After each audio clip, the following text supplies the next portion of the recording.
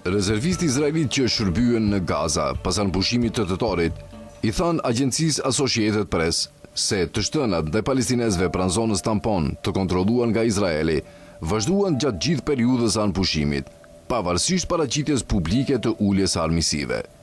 Një ushtar luftarak tha se trupat ishin urdhëruar të hapnin zjarr ndaj kujdo që kalonte të ashtu quajturën vijë të verdh, që ndan zonat e kontrolluara nga Izraeli dhe ato palestineze. Një nga zbulimet më tronditëse të hetimit të Associated Press erdhi nga një rezervist izraelit, i cili përshkroi se si ushtarët festonin pas sulmeve ndaj palestinezëve pranë zonës tampon të Gazës. Ushtari tha se trupat bërtisnin nga gëzimi dhe uronin njëri tjetrin pasi një automjet që transportonte palestinezë u godit pranë zonës së kontrolluar nga Izraeli në rripin e Gazës, duke vrarë të gjithë brenda. Ai shtoi se skena të tilla u bën të zakonshme gjatë dislokimit të tij pas hyrjes në fuqi të anëpushimit të tëtorit. Ishte një xhungëll, i tha ushtari agjencisë Associated Press. Pas anëpushimit, urdhri ishte, nëse dikush e kalon vijën, e qëlloni. E ashtu quajtura vijë e verdh u vendos pasi forcat izraelite u tërhoqën në një zonë tampon të caktuar sipas marrëveshjes së anëpushimit. Megjithatë, ushtarët izraelit i thanë Associated Press se kufiri shpesh ishte i shënuar dobët ose i vështirë për t'u identifikuar.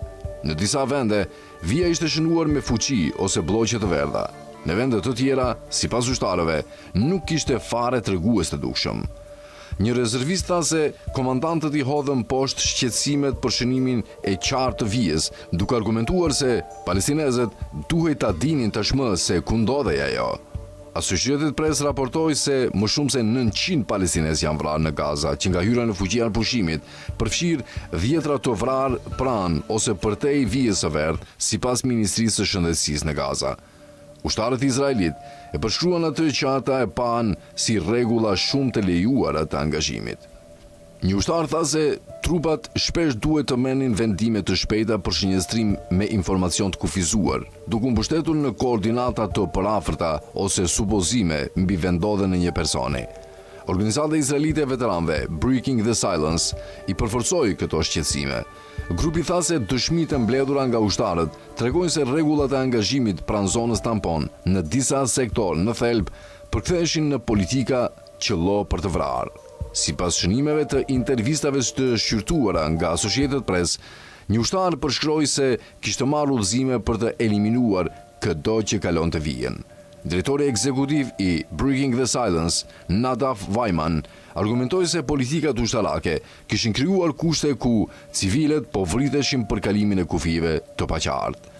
Rezervistët e intervistuar nga Associated Press sfiduan vazhdimisht përshkrimin e situatës si anëpushim.